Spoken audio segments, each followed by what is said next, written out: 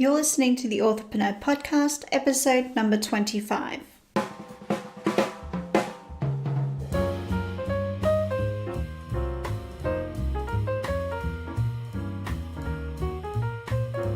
Welcome to the Authorpreneur podcast. I'm your host, thriller writer Amelia Hay. On this podcast, I will bring you writing, book marketing, and self-publishing advice so that you can create your dream author business, build your author platform, and be creatively independent. You can find the episode show notes and lots more information on the podcast page at ameliahay.com/podcast. Hello writers, so you've listened to the episodes on 3x structure and discovered that it doesn't quite suit the story you're trying to tell. You're looking for a story structure that's focused more on character as opposed to plot. Or perhaps you've been dreaming about writing fantasy, science fiction, or in one of the many subgenres of this huge category, but you don't know where to start. If you can relate to any of those scenarios, then this episode is for you. In this show, I will discuss how to structure a story using the hero's journey.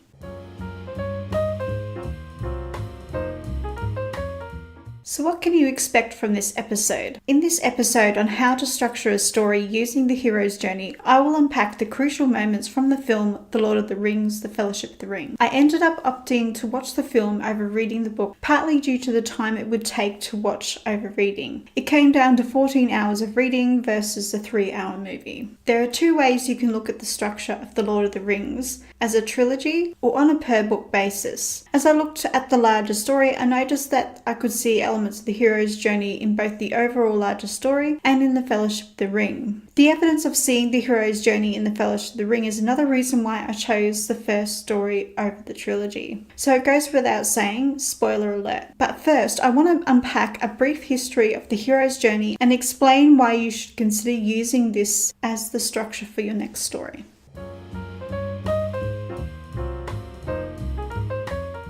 The story structure we now know is the hero's journey was first created by mythologist Joseph Campbell in his book The Hero with 1,000 Faces. It was later adapted by Christopher Vogler from Campbell's original 17 stages to a 12 plot point journey in the book The Writer's Journey. These 12 stages are divided into 3 acts, just like 3-act structure and the Save the Cap method. This method of story structure is usually portrayed as a wheel divided into 2 sections, the ordinary world and the special world. Along the outer rim of this story circle are plot points just like a clock face.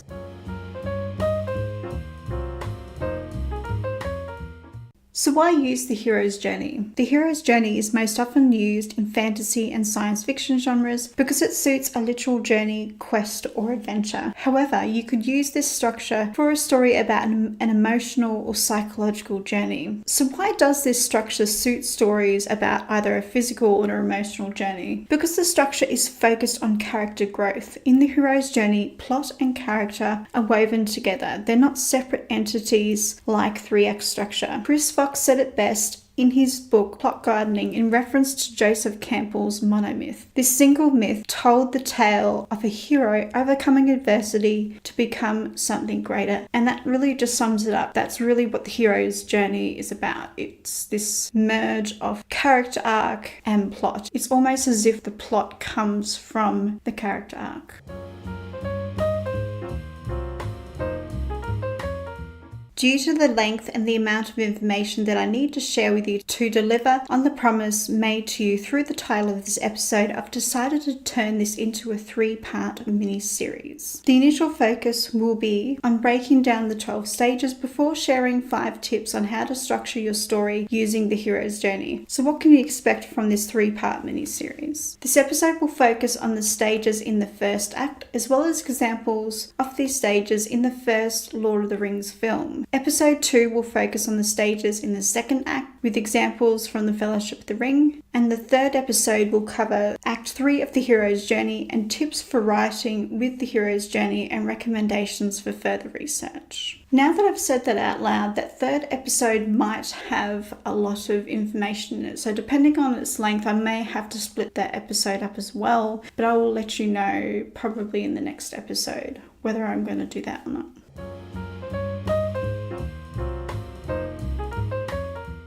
Just like 3-act structure, the first act covers the first 25% of the story. At this point, it's worth mentioning that the stages along the hero's journey are not necessarily one scene, but quite often can cover many scenes, as you'll see in the examples that I share with you.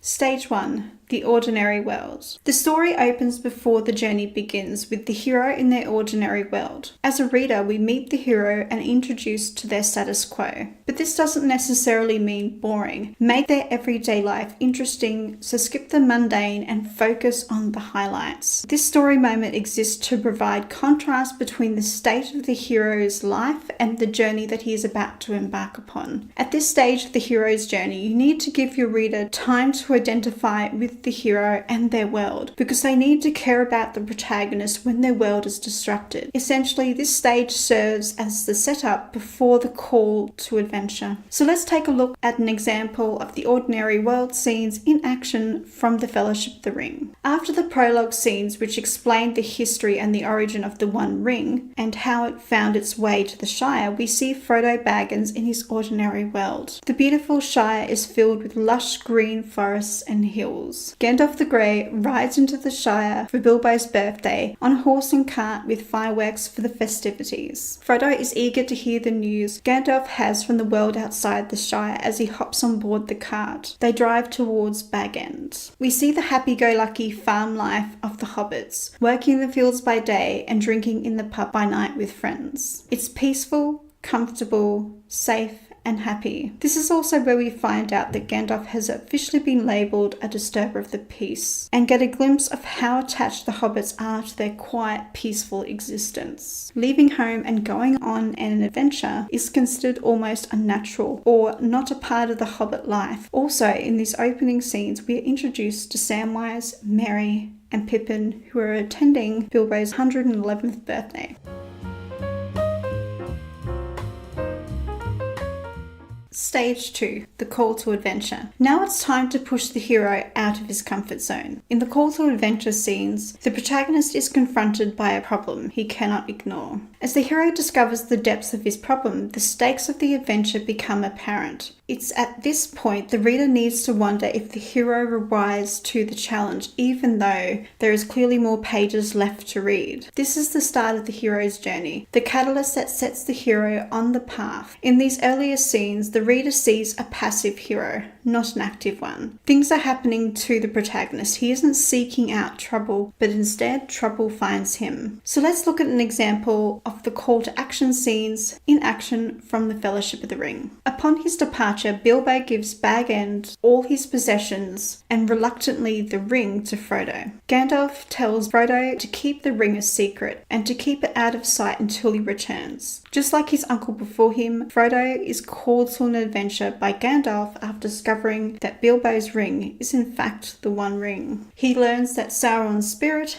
is tied to the ring and has endured. Sauron's armies have multiplied in Mordor, and he only needs possession of the ring to return. Gandalf explains that Gollum was captured and after long hours of torture has revealed the ring is in the Shire by only uttering 2 words, Shire and Baggins. After realizing the ring cannot stay in the Shire, Frodo chooses to trust Gandalf and become the new ring bearer and leave for the village of Bree. There he will meet up with Gandalf at the Inn of the Prancing Pony, but he's not going alone. Samwise is discovered eavesdropping and is forced to join Frodo on the quest.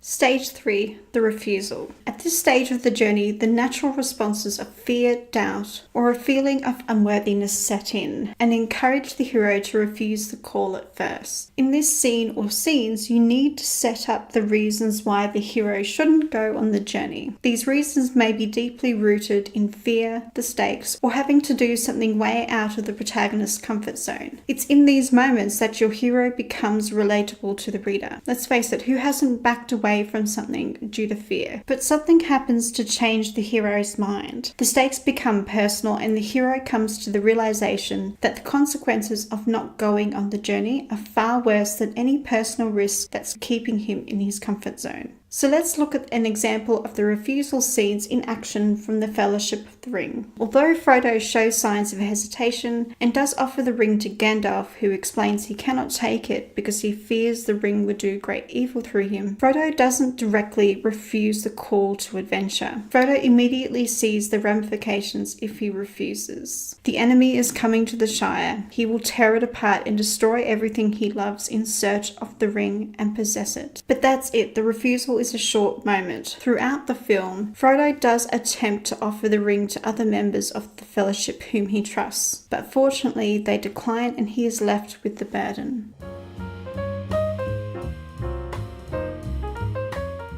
Stage 4. Meeting the Mentor. At this stage, the hero is committed to embarking upon the journey, but he soon becomes aware that he's highly unqualified for whatever lays ahead. It's at this stage that the hero meets the mentor. A mentor can be anyone who gives the protagonist advice or help that will aid them in the adventure. So you don't have to limit yourself to a wise old man or an elf. But if you love these tropes, then go for it. Through the mentor, the protagonist receives some much needed guidance or inspiration for the journey ahead. Whatever this mentor has to offer, it needs to be something that the hero cannot do without. This gift needs to dispel the hero's doubts and fears and give him the strength and courage to begin his quest. So let's look at an example of the meeting the mentor scenes in action from the Fellowship of the Ring. After a narrow escape and a successful crossing using the Buckleberry Ferry, Frodo and his companions make it to the Prancing Pony at Bree. But Gandalf is not waiting for Frodo as he expected. While in the pub, Sam tells Frodo that a man sitting in the corner has been staring at him since he arrived. After causing a scene in the middle of the pub and disappearing upon wearing the ring for the first time, Strider grabs Frodo and takes him back to his room. Sam, Pippin and Merry attempt to rescue Frodo from Strider, but soon realise that he is actually helping Frodo. Strider goes into detail, highlighting the foe that hunts them and points out that they can no longer wait for Gandalf. The next morning, Strider takes the hobbits out of the village of Bree and away from the Nazgul.